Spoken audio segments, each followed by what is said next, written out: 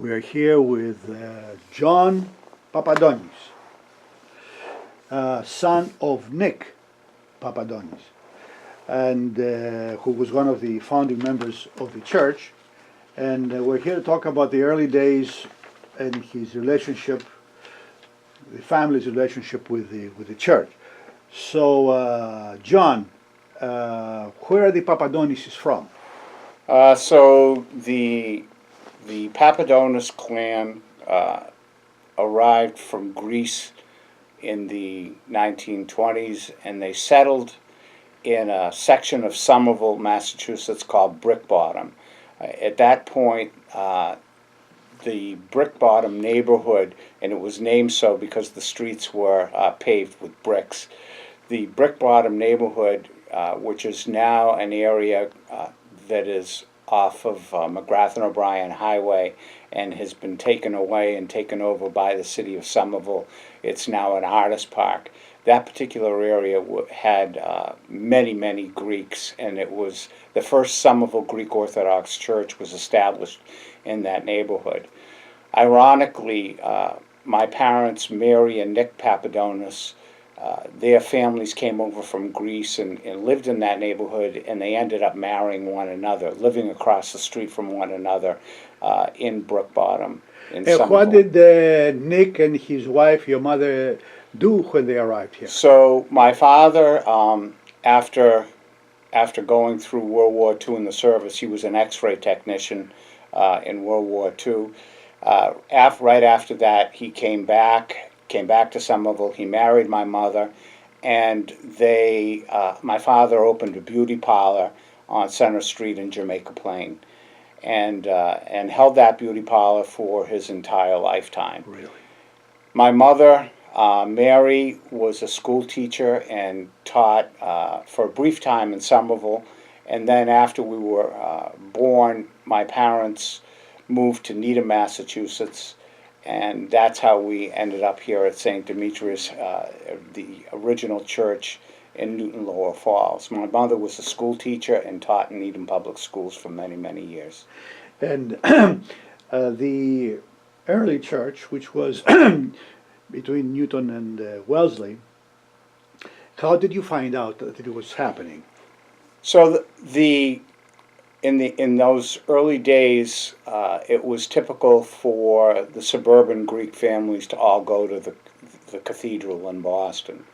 And I was probably about 8 years old when my parents came home one day and my father announced that there were a group of families at the cathedral in Boston that had gotten together and had decided that they were interested in possibly building a new church in the suburbs in the Newton area.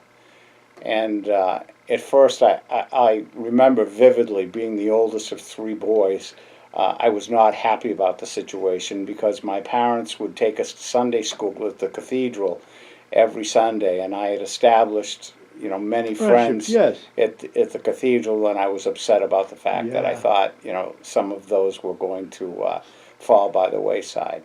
But in reality, they did not. Many of those friends that I had, they also came to this area as well. And tell me about the neighbor to the church, one Mr. Loomis. So there were... one of the neighbors next to the church owned a radio and television store called Loomis, I think it was Loomis TV, and it was 2 doors away from the original St. Demetrius Church in Newton Lower Falls. And at one point he had an upstairs section to his store, and he had given it to the church to use for their Sunday school classes. And at that time my mother was at one point the director of the Sunday school, and they held most of the Sunday school classes originally up in that area as well as in the lower basement of the church. And what about the the picnics about which we've heard so much? So historically, my parents' generation Greek picnics were a really big deal. Big deal. And I can remember the huge picnics that the cathedral would have. And at one point, they had them at a place called Pleasure Island that was in Wakefield, Massachusetts. Thousands and thousands Wow. of Greeks would go to this. Another one, the Somerville picnics for the Somerville Dormition Church were held at Camp Ararat in Maynard, Massachusetts. So the new founders of St. Demetrius in Newton Wellesley had this vision that they wanted to hold their own picnic. And being kind of in a suburban or close to an urban setting, they really didn't have an area, so they would hold their first picnics in back of the church, and they would call it Picnic on the Charles, because the Charles River flowed right through the backyard of the church. I also remember another picnic that was memorable, and that is that I think the Loomis family had purchased at one point an old PT boat, and they had a property on, and I was so young I can't remember, but they had a piece of property on an island off of Cape Cod, and it may well have been one of the Elizabethan islands that was off of Falmouth and Woods Hole. And one year they actually trucked the entire church population from Falmouth to this island on a PT boat, and multiple trips from Falmouth over to the island, and held a massive Greek picnic on this island where and they had a lobster feast where they cooked lobsters outside on seaweed. And then there were picnics held at where the Marriott is today. So yes, there were picnics held where the Marriott sits today up the street was called Norumbega Park. Norumbega, still and, is, yes. And at that time, a gentleman who was also an early founder of the church, Mr. Canavas, and his family owned the Norumbega Park property. And the reason that it was so popular with the church was that originally, not only did Norumbega Park have the pond there where you could use pedal boats and canoes, but it was also an amusement park. So the church had the amusement park for their picnics use for an entire Sunday. Yeah, Peter Canavas.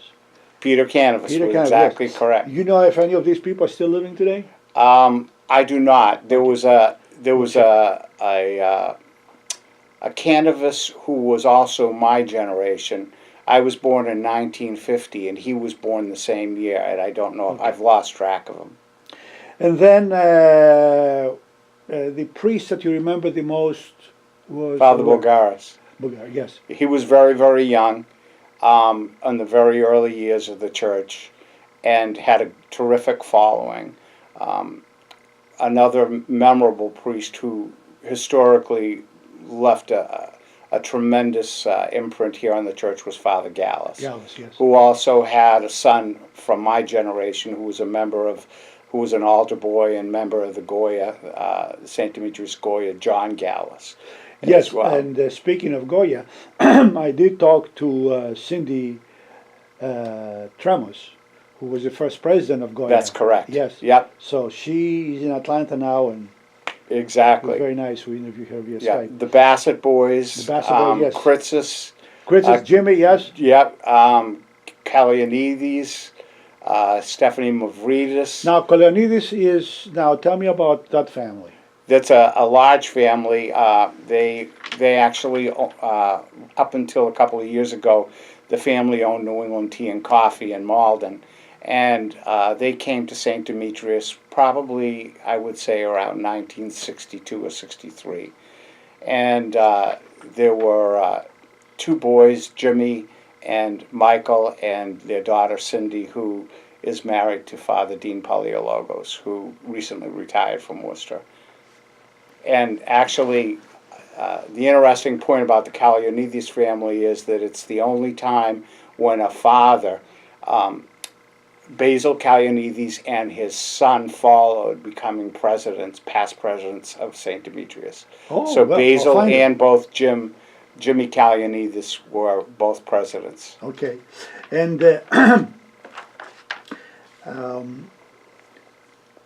of the, like you mentioned, some of your friends of the of the Goya people.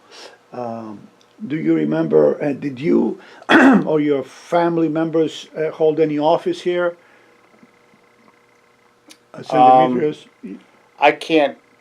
I think my mother at one point was president of Philiptochos. Yes. My father was always on the board at one point or another. He was, I think, originally a treasurer. All right. Do you have anything else? Feel free now to call me or write me again if you remember Sure. something new. Yeah. But I'm thrilled to have a chance to speak with you, and I may have some questions. Okay. Thanks for dropping by. Yeah. Yeah. Bye bye. Yeah. It was nice. It was nice to meet you. Good to meet you. How long did you?